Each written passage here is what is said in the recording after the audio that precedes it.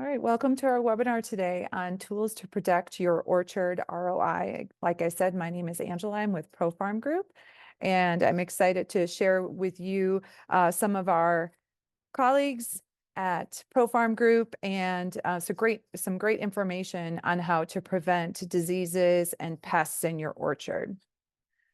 I just want to remind everybody that ProFarm Group is a publicly traded company through our parent company, Bioceres Crop Solutions of South America. And any information in this webinar is provided strictly for educational purposes. Should you be interested in investing in our company, we encourage you to do your own due diligence. Now on to our speakers. We have 4 speakers today, all experts in their own right, and I'm so excited to introduce them to you right now. So our first speaker is Seth Little. He's a product manager for fertilizers and adjuvants with ProFarm Group. Seth is actually a 12th generation farmer and a 5th generation Purdue graduate. He was raised on a large cattle and irrigated row crop farm in Northwest Indiana, and he brings over 2 decades of experience as an agronomist and a lifetime of raising corn, soy, wheat, sorghum, among other row crops throughout the Midwest.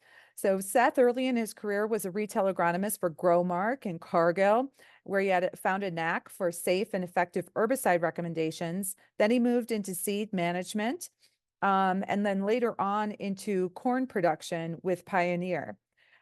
Seth has operated a no-till cover crop cash rent grain farm near his family farm in Indiana, and more recently joined ProFarm Group about 3 years ago and is working in the biological sector, leading our fertilizers and adjuvant products in addition to all products for row crops. So while Seth may not be a tree nut expert, he is a fertilizer expert, and he's going to be sharing a new product that we will soon have available for tree nut growers in California. So welcome, Seth.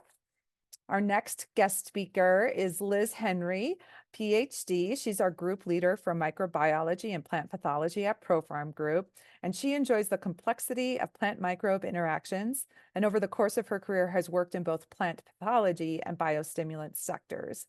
Liz's postdoctoral work focused on molecular plant microbe interactions of Pseudomonas syringae, PV, in tomato, and Arabidopsis. I knew I was going to butcher that, Liz. I'm sorry. And Liz has spent 2 years of her postdoc at Bayer Crop Science working on the beneficial bacillus interactions in corn and soy. And then she completed another postdoc at UC Davis working in citrus greening control technologies. In 2021, Liz joined ProFarm Group, where she now leads our microbiology and plant pathology department.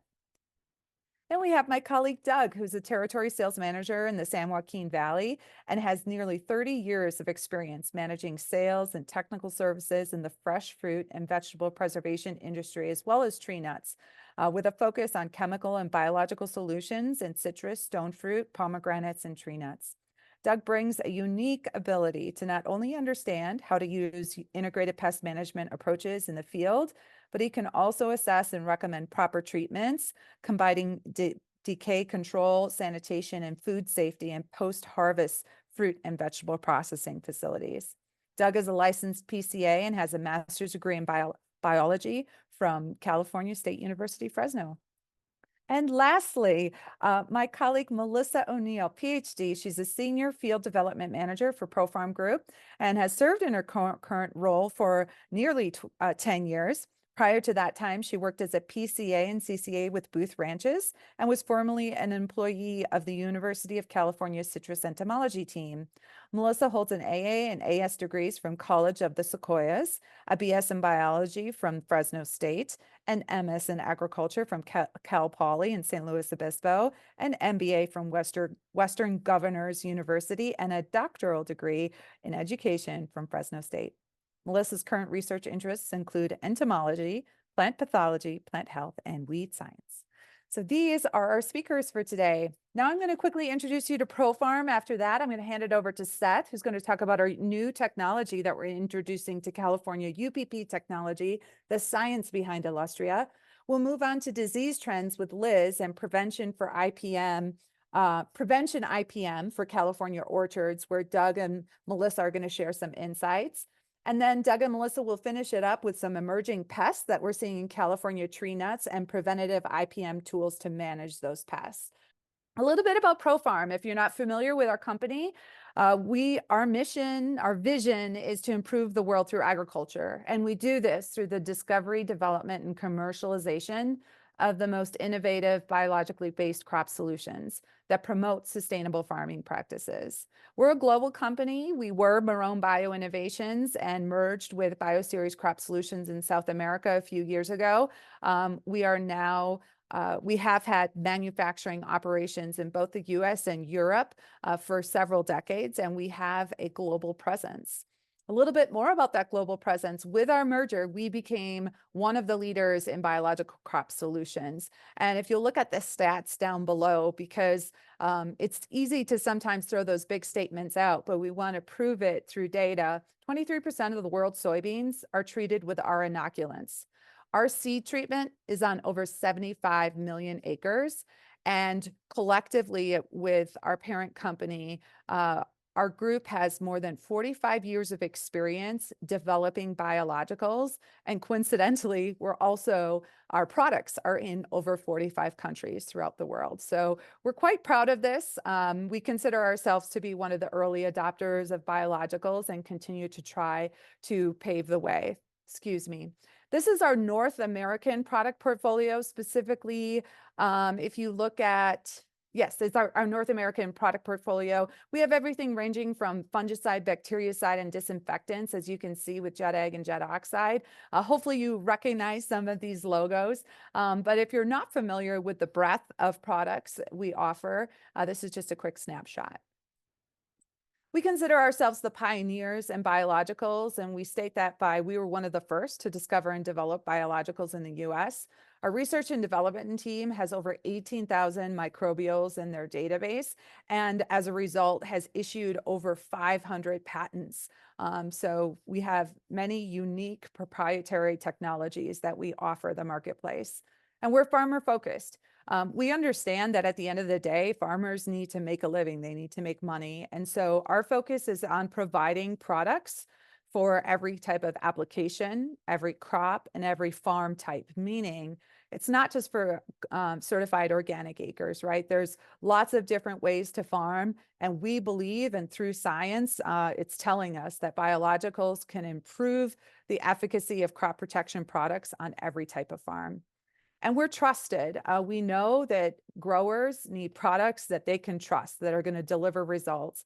And just a couple of examples of other industry partners that have trusted us with the technology are Syngenta and Corteva, to mention a few.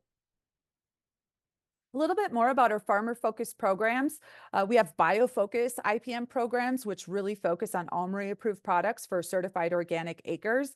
And we really try to match up our crop consultants and PCAs that have organic expertise with these types of farming operations so that we can look at the farm from a holistic point of view.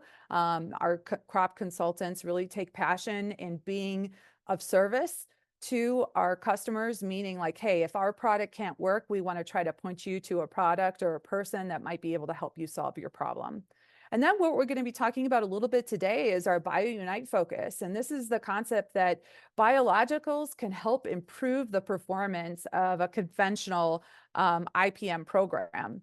And so we realized that over 99% of the farmland in the US is conventional. And if we want to improve the world through sustainable agriculture practices, we need to work with conventional farmers as well. So some of the benefits of a conventional farmer using biologicals is it aids in resistance management. We all know that that's a growing concern on farmers of just overused chemistries. So bringing biologicals into the picture can really help manage that. Biologicals can help displace restricted use pesticides, or those really, skull and crossbones pesticides that a lot of growers, a lot of people don't want to be near. And it also provides tools for those late season pest pressures when you're very close to harvest and you need a 0-day PHI tool. Biologicals can serve that void.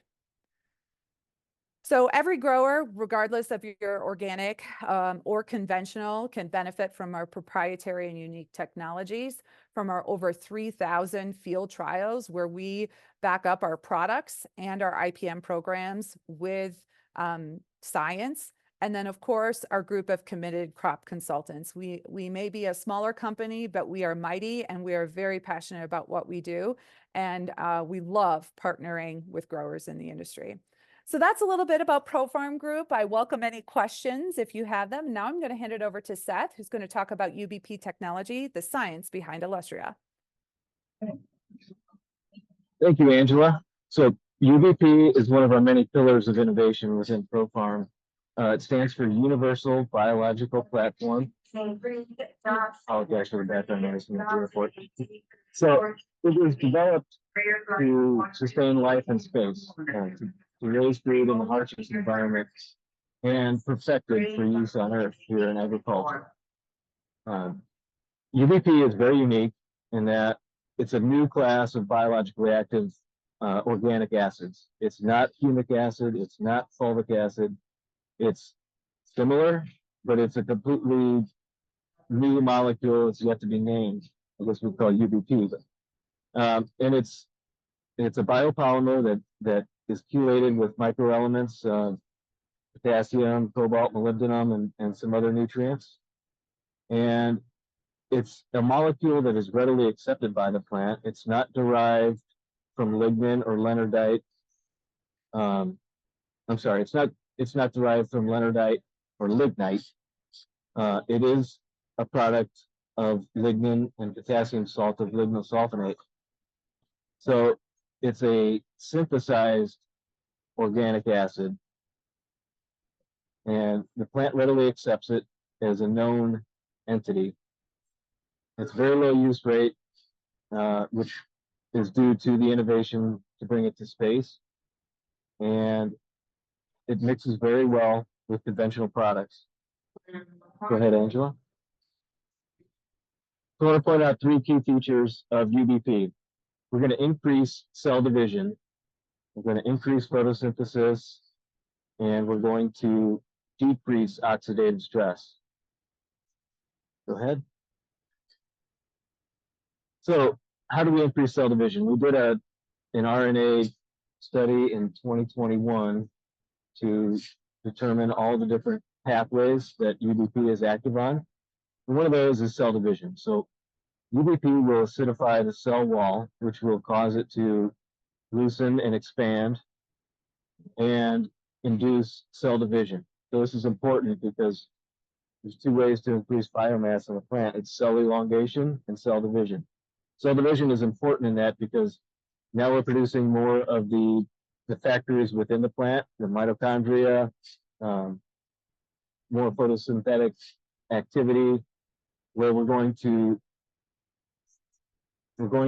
give the plant the power and the energy to do what we're forcing it to do, which is grow. Go ahead, Angela. Here's just some imagery of the root mass you can expect. Is highly active in the root zone as far as biomass below ground. Go ahead, Angela. So these are some of the pathways that we've identified that UBP is active on. We're going to upregulate these pathways, which will give the plant the power to get through stressful situations.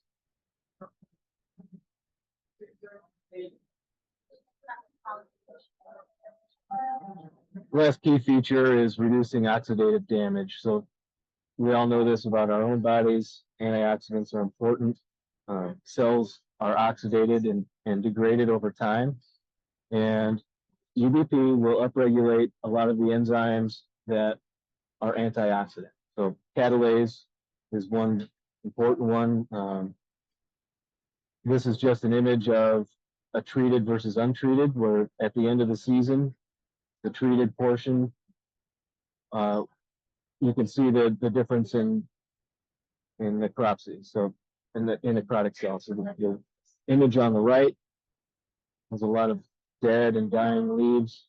The image on the left is sustaining a lot of this end of the season stress.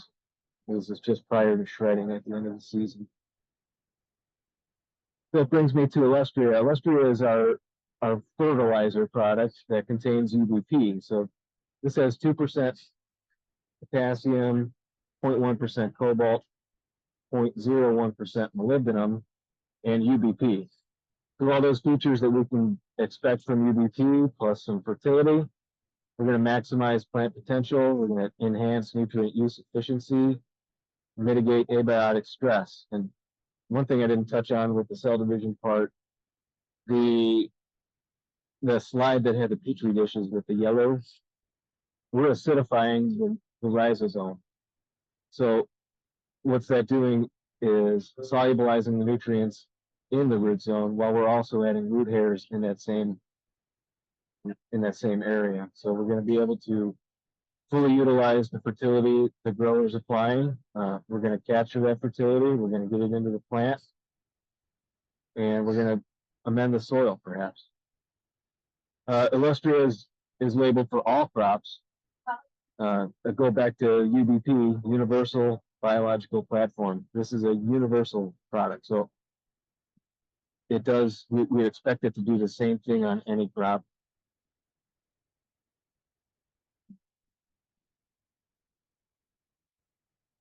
More cells, more mitochondria equals more power plants for the plant, more root hairs, more biomass, healthier fruit, higher content of bricks.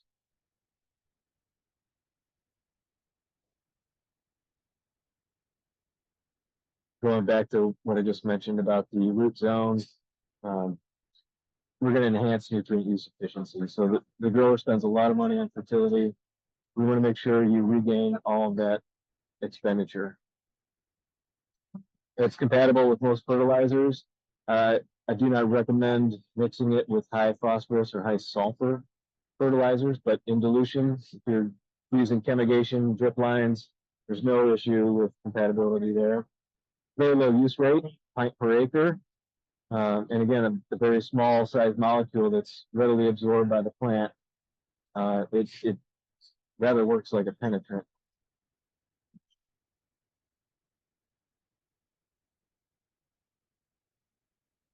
This image is from a strawberry trial, a drone image, and you can just see how well the Illustria applied plot did compared to the grower standard. This is a lot more canopy, a lot more above ground biomass, much better below ground biomass. Helps you get through those drought stress periods. Other stresses could be, sandblasting, insect damage, necrotic cells from fungal infections, things like that. All these things are helping the plant immune system to overcome these stresses.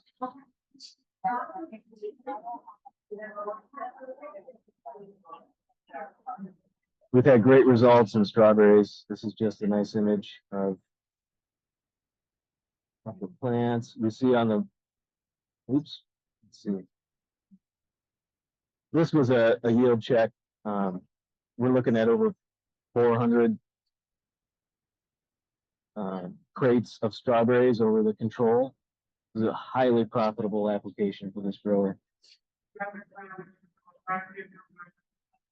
And onions, again, universal. So we see more root mass, less phytotoxicity from herbicides. So I highly recommend, I would underline that this is not an OMRI listed product. So I like to do this with a herbicide application on crops that are receiving herbicide. I understand that tree nuts, maybe not such an issue.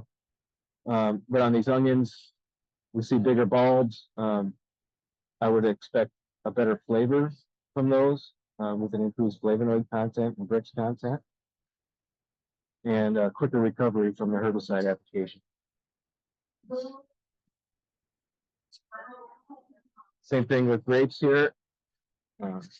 Much better uniformity in the clusters. Higher weight per cluster, higher brix content, better uniformity of harvest date. And same thing in corn here. So this was a mistaken application with Liberty on Roundup Ready corn. On the left-hand side, you can see the Illustria treated corn survived the Liberty application.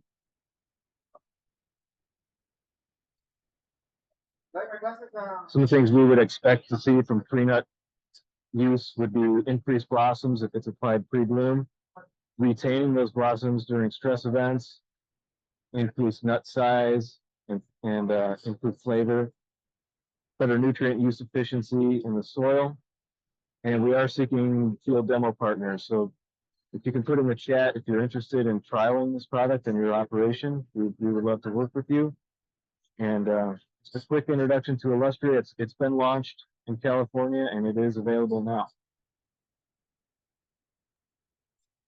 All right, thank you, Seth. Sorry about all the slide movement. It's like if I touch my mouse sometimes, like I don't click it, I just touch it and the slides move. So I apologize for that. That's no fun. All right, Seth has to hop on an airplane. As you could hear, he's in the airport. But if you guys have any questions for Seth, go ahead and post them in the chat right now. Seth, do you have just a minute to see if I can check real quick if there's any real quick questions? I'm not seeing any. Otherwise, I will make sure to pass your questions on to Seth. We just wanted to inform you about this new product that soon will be available for tree nut growers. And we're looking for some great partners to further test the product in the field. All right, awesome. We're going to keep moving because of time. Thank you so much, Seth, for being on. And again, if questions pop up throughout the webinar, I'll make sure to pass them on to Seth and he can be in direct contact with you. Next, we have Liz Henry, who's going to be talking about preventative disease management and some of the diseases that are trending in orchards right now, in addition to the unique benefits of our Stargus Biofungicide. Liz? Hi, everyone. Can you hear me? Hope so. Yes, I can hear you. All right. Great.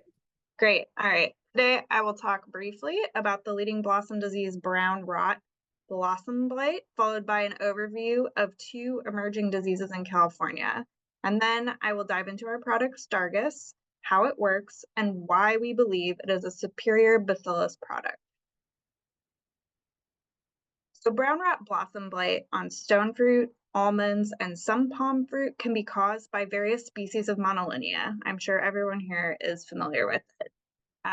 This fungal pathogen can infect through the blossoms during flowering and can have heightened prevalence if there is an excess of precipitation during bloom. Blossom infection leads to collapse of the flower, and the infection then spreads to adjacent twigs and nearby leaves. If the disease takes hold in the woody tissue, necrotic lesions called cankers may form, and they exude a gummy substance.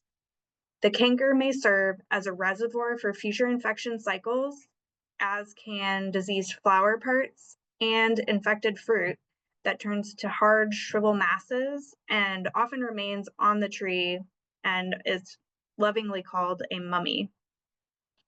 Prevention practices are key, especially protection from the initial blossom infection through fungicidal sprays at pink bud and full bloom. If an orchard has high disease prevalence, such as many mummies or cankers, additional fungicidal treatments are recommended. Best practices include sanitation of the orchard post-harvest, including the removal of diseased fruit mummies, blighted twigs from both trees and the orchard floor.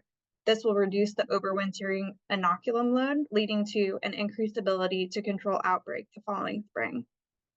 And a variety of treatment tools exist, including Stargus Biofungicide, which I will discuss in a moment.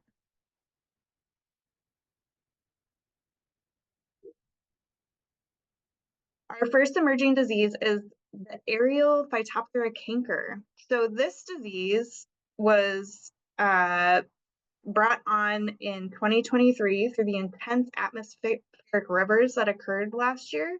It led to a proliferation of aerial Phytophthora canker in almond orchards. This disease has historically reared up during cool, wet years with high rainfall, typically associated with El Nino years. And typically, this disease is found associated with pruning wounds, where it's also known as Phytophthora pruning wound cankers, or PPWC. In excessively wet years, this disease also infects young shoots that leads to dieback. Infection of pruning wounds has hallmark cankers accompanied by heavy gumming that is often a striking burgundy red in color. The gum can also be other colors such as amber, gold, or reddish brown. And for this Phytophthora species, when temperatures rise in the summer, this pathogen actually dies off. So it's only persisting in the soil and the leaf litter of the orchard. The best practices to prevent disease would be pruning during the dry season, as the wound sites can remain susceptible to Phytophthora infection for up to 4 weeks after pruning. Also, foliar treatments of potassium phosphate or phosphonate compounds and chemigation treatment in spring overlapping root flush can mitigate the disease development. One last emerging disease in California to keep an eye out for is red leaf blotch caused by the fungal pathogen Polystigma amygdalinium. This disease is widespread in the Mediterranean and Middle East, but has recently been identified in California orchards, and this is of great concern. This disease begins in the foliage. It's a foliar disease, and the first foliar symptoms are small yellow spots. These spots spread, turn orange to dark red-brown, and progress to necrotic lesions, leading to leaf curl and finally premature leaf drop. The disease can overwinter in the infected leaf litter. So sanitation practices that include removal of leaf litter or application of urea to accelerate decomposition can help reduce persistent inoculum. Additionally, fungicidal applications at petal fall and 2 subsequent applications are recommended for control, and you can look for several different FRAC groups to mitigate this disease. Now I want to talk about one of our products that can help with the disease management, and it also is a product that's very good for nut tree growers. Stargus Biofungicide offers broad spectrum control and can be used to prevent or treat numerous fungal diseases on tree nuts, including brown rot blossom blight. And the activity of this product is driven by the microbe, the live microbe, Bacillus amyloliquefaciens, strain F727.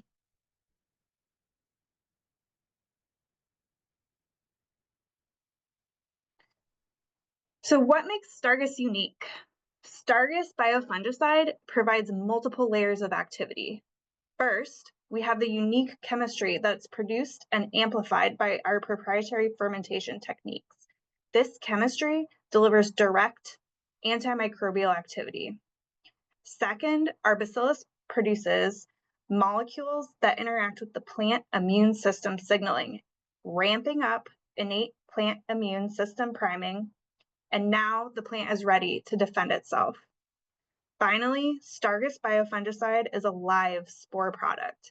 Not only do the spores persist and colonize the rhizosphere of plants, but they also persist in foliar applications, forming a protective niche barrier that blocks access to the plant tissue by fungal pathogens.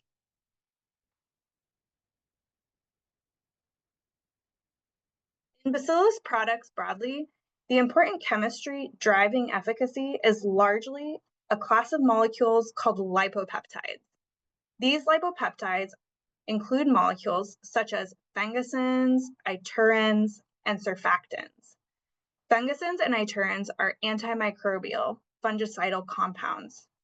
Surfactants can disrupt the formation of pathogen biofilms, and they are also signaling molecules that tell the plant to prime its defenses. So, what makes Stargus a unique bacillus product? Our F727 strain of bacillus has a unique profile of lipopeptides that is not seen in other bacillus products on the market. Mass spectrometry traces show intense, unique peaks for iturins between 10 and 12 minutes in the readout, as well as a large number of surfactants, which show up between 20 and 26 minutes.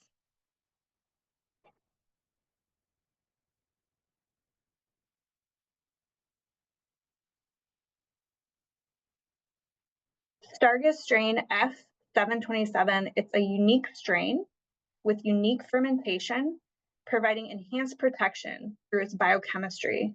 When sprayed in a foliar application, the lipopeptides contribute direct fungicidal activity at the spray location, which makes it a great product in an IPM program against foliar and blossom blight. Additionally, Stargus indirectly acts to prime plant defenses, activating the innate immunity of the plant, and the spore layer blocks pathogens from colonizing, similar to a protective shield.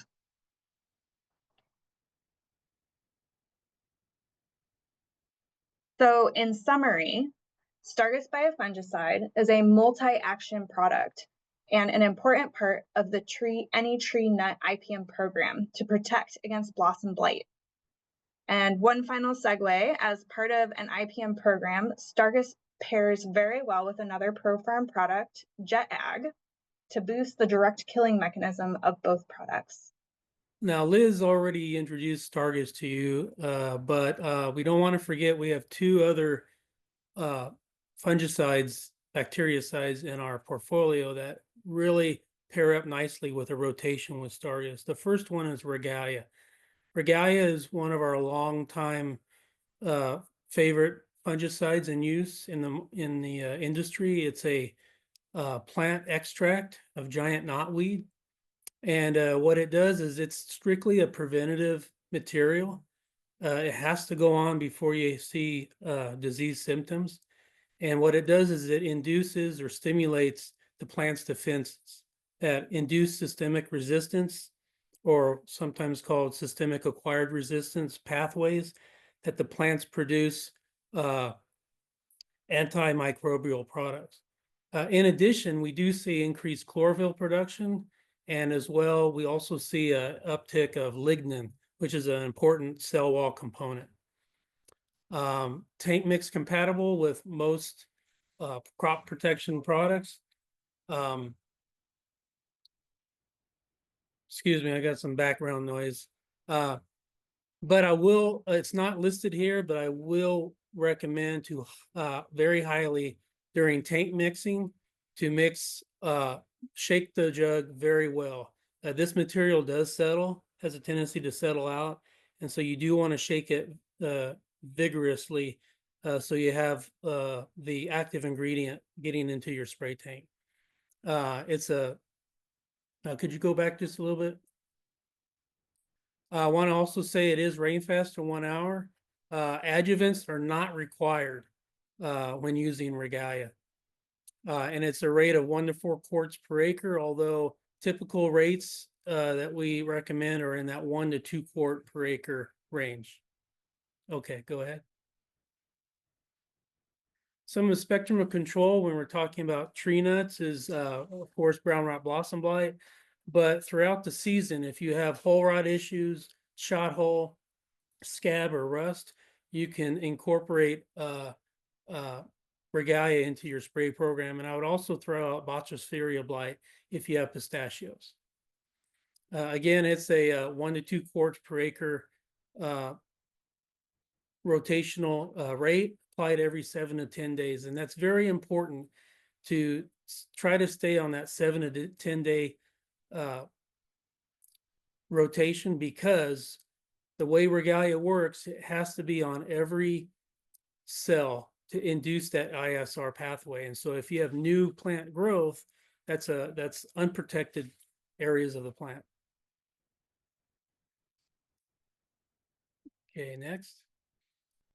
JetAg. JetAg is our 5% parasitic acid product. It is actually a good preventative, but if you do have outbreaks of disease and you have disease symptoms, it is a great curative product.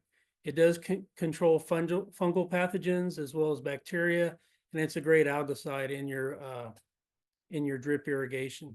One of the unique things about JetAg is the label. There are a lot of other parasitic acid products on the market, but they're very restrictive on their use. Some of them you can only use as a foliar. Some you can only use as a irrigation, sanitation, or even in a nursery. We have all those multiple uses on the one JetAg label. And again, it has a full spectrum of control for not just tree nuts, but other crop groups. And again, it's the full label rate is a 1% volume per volume for curative, and a 0.5% applied at 7 to 14-day intervals as a preventative. We do recommend to add a sticker spreader to JetAg. So if you're wondering how to incorporate our products into your seasonal spray program, we do recommend using Regalia with or without JetAg, depending on disease pressure at that early pink bud stage.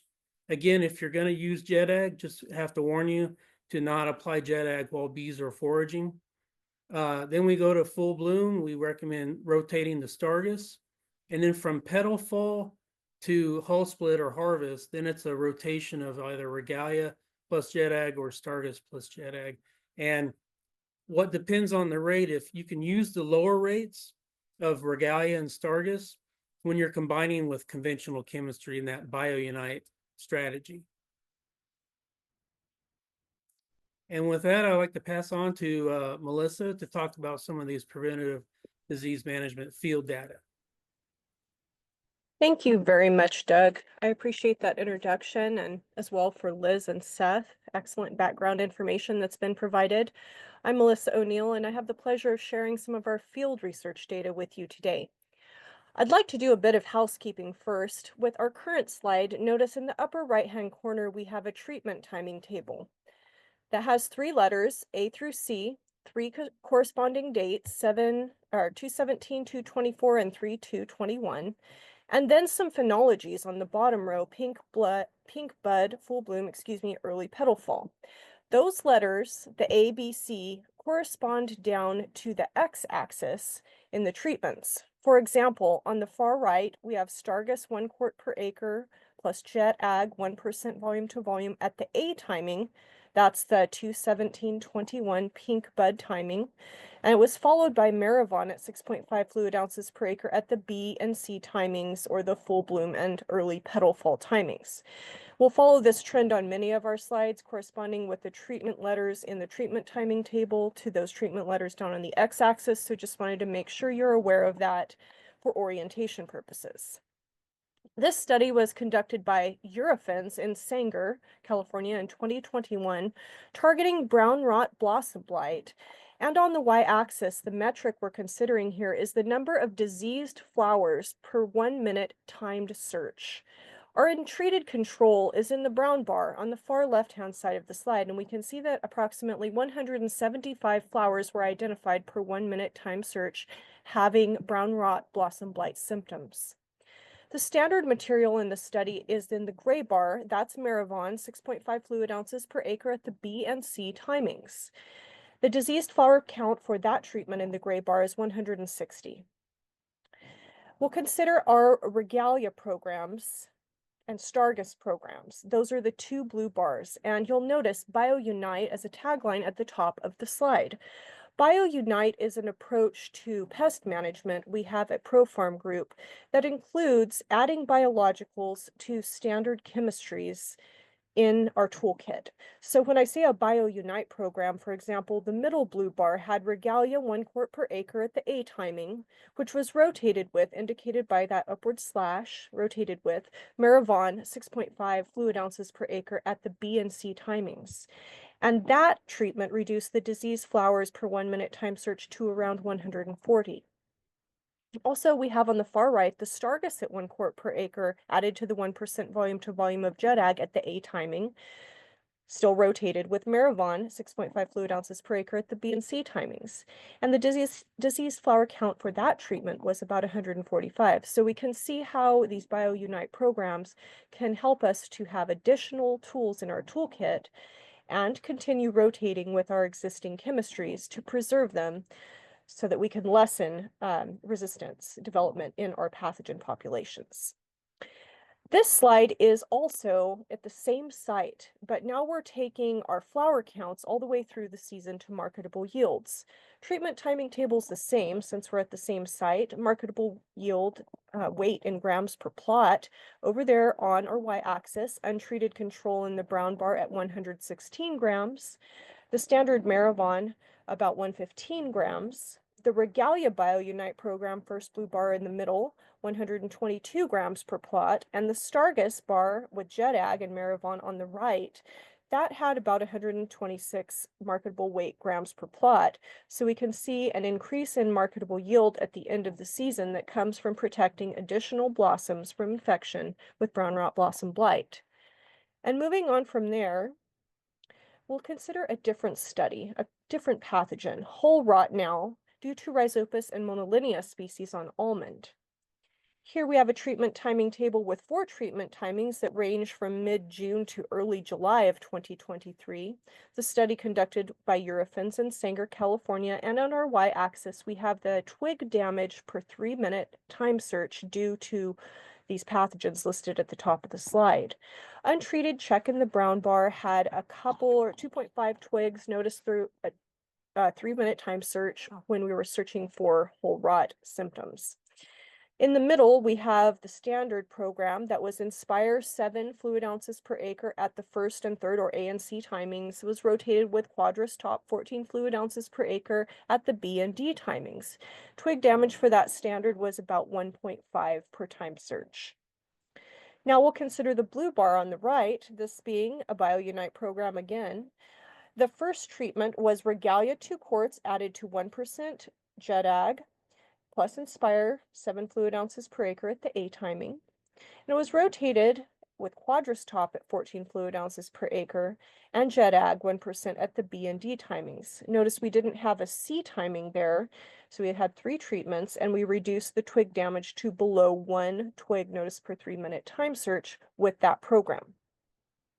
Shifting to our next slide now, we'll talk about whole rot a bit further with the same study, but we'll consider it on the basis of whole disease per tree, looking at wholes now instead of twigs.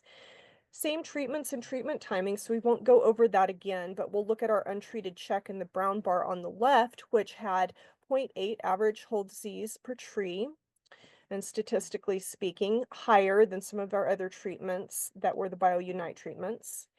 The Inspire Quadris top standards in the gray bar, that actually had a bit more disease compared to the untreated check at 1 incident of whole rot per tree. It was similar to the untreated check, statistically speaking. Now we'll consider our Biounite program, starting with the Regalia in the blue bar center of the slide. Regalia with JetAg and Inspire at the A timing, Quadris and JetAg at the B and D timings. We saw a reduction in whole disease in this treatment. It shared statistical significance with both the untreated and the standard, as well as the Regalia program on the right, but incidence was down near 0.4. And we'll shift our eye to the far right. You just see a floating letter B there. There's no bar there because the Regalia Biounite program there didn't have any whole disease on the trees that were observed in any of the plots across this replicated study. And the B indicates that it was a statistically significant reduction in whole disease per tree compared to both the untreated and the standard Inspire, but it shared significance with the Regalia program that's in the middle.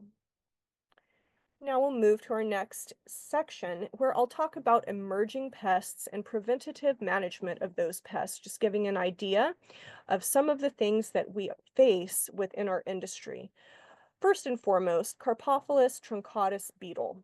This is a pest that was noticed last year in the San Joaquin Valley, but it has been present since the 2010s in Australia and as early as the 2020s in Italy. There's a picture of the Carpophilus beetle at the right, taken by Jolanda Rijal of UCCE, and you can see these very tiny insects circled within the hull of an almond. Life cycle for Carpophilus includes overwintering, feeding, and breeding within mummy nuts, much like our nemesis, the navel orangeworm. The beetles move within the orchard at hull split, and they also lay eggs on the nuts at that timing.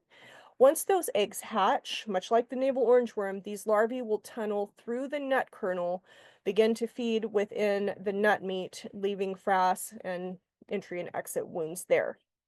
There are some differences in terms of identification of Carpophilus versus navel orangeworm, and those are some important differences to note as you're scouting and identifying the pests in the field. With the Carpophilus, it's typical to see a flat oval hole and tunnel, whereas navel orangeworm leaves round holes and tunnels within the nut meat and the hull as they feed. So a flat oval hole is Carpophilus, a round hole is from navel orangeworm. Both of these pests leave frass, which is the droppings they leave after feeding within the hull and nut meat. Fine white powdery material is the waste left by either pest, and that's not really an identification. You want to look at the shape of the holes that these pests leave as they're feeding. Interactions are similar between navel orangeworm and Carpophilus. They can cohabitate, meaning you can find both NOW and Carpophilus within the same hull or even within nut meats at times. Unfortunately, there are tens of millions of dollars in damage costs associated with Carpophilus beetle, and that is not even when we consider what we're doing as pest management professionals in terms of treatment programs with insecticides. So that's just in terms of decreased yields or lost yields due to Carpophilus feeding. So it is an important emerging pest. Challenges and tips related to Carpophilus beetle include the nature of the life history of the animal, specifically because these insects are within the almond hole for most of their life. We don't get good penetration with sprays within that hole. So it's necessary to think about proper treatment timings when the larvae are emerging from those eggs on the surface and before they burrow into the hole, as well as planting harder shell varieties which are less susceptible to penetration by the Carpophilus beetle. It's also important to consider that non-discriminant treatments with certain chemistries can cause mite outbreaks or mite flares, with two-spotted spider mite and Pacific mite being the primary pests throughout the almond growing regions of California. Both crushing and shallowly burying mummy nuts will not work with Carpophilus nor with navel orangeworm. Those mummy nuts that are left on the trees are a source of inoculum for both of these pests. Therefore, those mummy nuts need to be sanitized properly. That includes pulverizing the nuts, taking them off the farm and destroying them, or burying them deeply where these animals can no longer survive.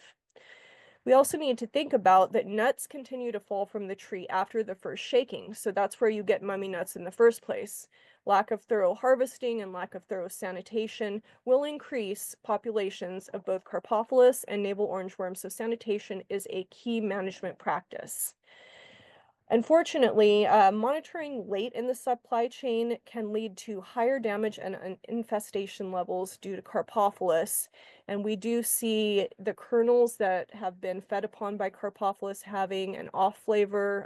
Those damaged nuts have limited uses, and there's also aflatoxin considerations connected to that.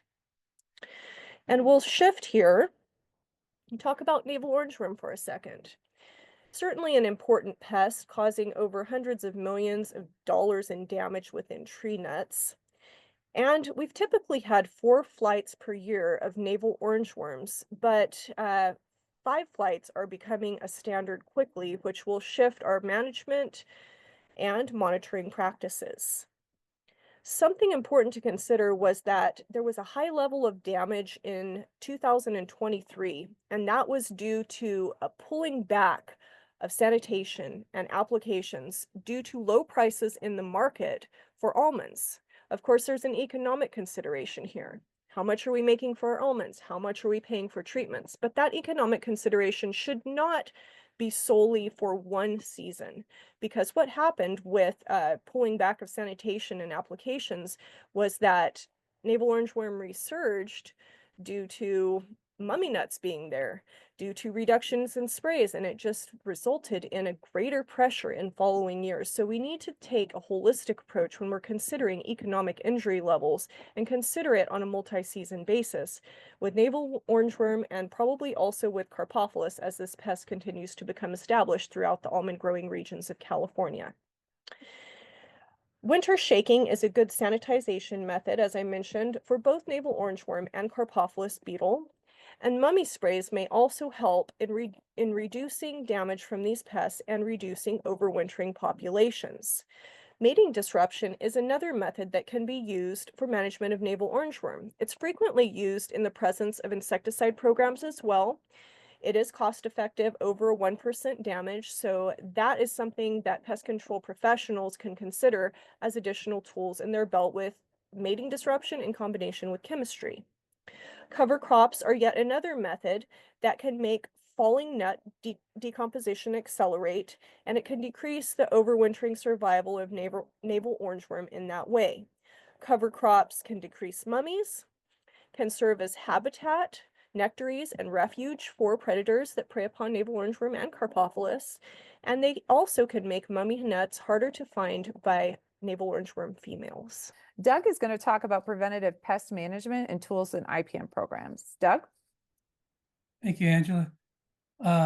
Yeah, when it comes to specifically a conventional program and growers needing a little help in their navel orangeworm pest management program, Venerate has been very popular. So Venerate is a liquid formulation of Burkholderia rhinagensis. They're dead cells with fermentation media. We target the broad spectrum control of chewing, sucking, and piercing insects and mites. So the mechanism, the primary mechanism of how Venerate works is its feeding disruption. The pest ingests a little bit of Venerate and then it stops feeding immediately, and the gut is disrupted. There are no negative impacts on beneficial insects or predatory mites. So what we typically see is at the end of the season, a reduction in nut damage as well as a bump in yield.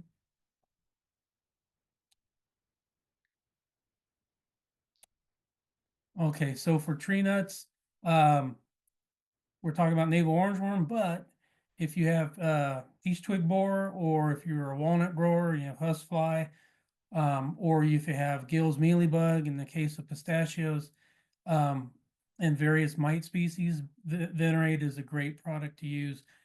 We do have mite suppression, and we do not flare mites. It's a 1 to 4 quarts per acre labeled rate, although we typically see use in the 1 to 2 quarts per acre range. The application is every 7 to 10 days, and I would like to remind you there are no maximum applications. And we also recommend do not apply while bees are foraging. And so a standard typical BioUnite program, including Venerate for navel orangeworm, for example, is we do recommend that 1 quart rate per acre added to methoxyphenazide or chlorantrampinipole at the May spray. So we're targeting those mummies, followed by the 2 hull split sprays. And with that, I'd like to turn it back to Melissa.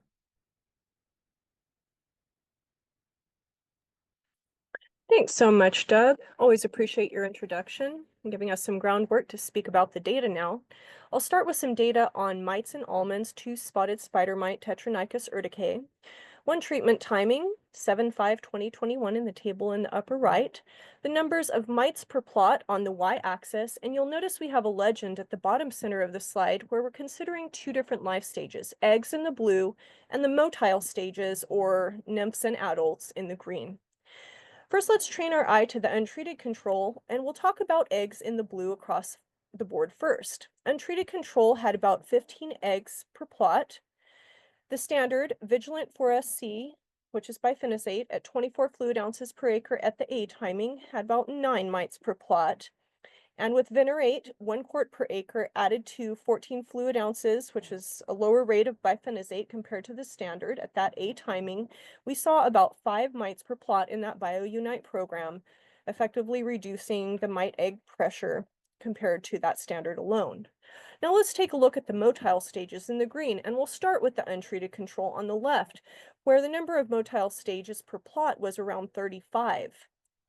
With the Vigilant in the middle of the screen, we see that motile stages were about 5 mites per plot. And with the BioUnite program, Venerate plus bifungicide, that had about 1 mite per plot. So this combination of Venerate with Bifenazate helped to control all life stages of mites in this particular study. Now we'll shift to talking about our friend or foe definitely, Navel Orangeworm, and this study being conducted in the non-pearl variety in Selma, California. You can see with our treatment timing table, we have a couple of different phenologies here, the 10% whole split and 14 days thereafter. You can see the corresponding dates there in the treatment timing table. The percentage of nuts damaged by Navel Orangeworm on the y-axis, and we'll consider starting from our left-hand side, the Alticore at 4.5 ounces per acre at the A and B timings had about 8% damaged nuts. Tough season, definitely in 2020. The next bar is Venerate 1 quart per acre added to Alticore at both timings, reduction of damage to about 6.5% there. Notice that the Alticore in that treatment was 3 ounces per acre. Now moving to the center red bar, we had Venerate plus the Alticore, but we bumped the rate up to that full rate of 4.5 ounces per acre. That's that small red bar in the center to train your eye, and that came down to 4% damaged nuts. Now we'll move over to the next gray bar. That was Intrepid at 24 fluid ounces per acre. Standalone at both treatment timings had 5.5% damaged nuts. And the small red bar on the right, Venerate 1 quart per acre with the Intrepid, reduced rate of Intrepid, 16 fluid ounces per acre at both those treatment timings, had a hair below 4% damaged nuts. So this is showing you how we can use BioUnite programs with 2 different actives to manage Navel Orangeworm damage. Yes, next slide. So we'll talk a bit more about Navel Orangeworm, and I apologize for that treatment timing table, but it's the same study, so no big deal. Percentage marketable on your y-axis. So we always want to talk about percentage marketable nuts when we come out with our results from Navel Orangeworm studies, because that is the decision-making device that growers use to say, how much can we spray? How much are we making? So we'll talk about that. The Alticore standard, far left, 4.5 ounces per acre at both treatment timings, 92% marketable. Moving to the right, Venerate plus that reduced rate of Alticore at 94%. And to the middle high bar, that's Venerate plus the full rate of that Alticore up at 96% marketable nuts. Now we'll talk about Intrepid. That's the gray bar closest to the right. The Intrepid 24 fluid ounces per acre had 92.5% marketable. But taking a reduced rate of that Intrepid, the 16 fluid ounces per acre, and adding it to 1 quart of Venerate brought our percent marketable up to 96%. So this is the full story, taking it home to marketable yield. All right, now we'll move past that one and we will talk about this study. This is a combination of multiple trials over 7 years, talking about Navel Orangeworm still. And if we take a look at damage, that's on our y-axis. Here our bar that is red on the left-hand side represents adding Venerate XC to a Navel Orangeworm program. And what we see with that is a 33% increase in yield and 2% less damage across multiple trials. On the right-hand side, this is 2-spotted spider mite data, TSSM, Tetranica certificate, 2-spotted spider mite. We see a 48% increase in efficacy by adding Venerate to a standing mite program. And that's based on both damage reduction and the numbers of pests or eggs present. We've talked about some of those data in previous slides, and this is just a 10,000-foot view of what that looks like over many trials and many years. And here we have an example almond IPM program where we talk about all season long. Just like we want to talk about multiple years, we'd like to talk about how products can be used throughout the season, those products coming from ProFarm Group, as well as those products we've talked about that we can use them in BioUnite programs with. With post-harvest and pre-dormancy, just recall what Seth said earlier about how Illustria can be used for plant health and increasing plant vigor when you apply it in the early season, 16 fluid ounces per acre.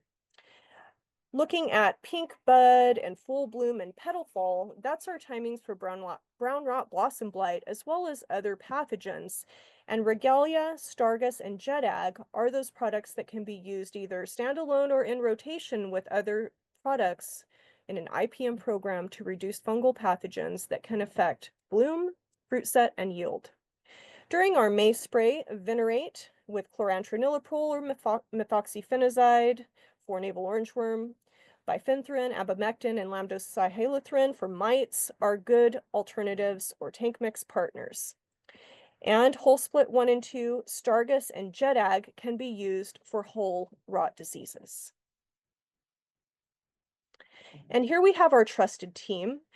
We have a number of professionals across the United States. I'd like to thank Doug for being here today, as well as Seth. But no matter where you're situated, we have a professional advisor to help you. I'm also available. I'm not listed on this slide, but I will place my email in the chat in case anyone would like to reach out to me with further discussions. And with that, I'd like to thank you for your time today, and I'll pass it to Angela to close this webinar. Yes, thank you so much, Melissa. We'll just end with any Q&A questions. I'm going to go ahead and check the chat. Flower bud development in almonds typically occurs in July through September.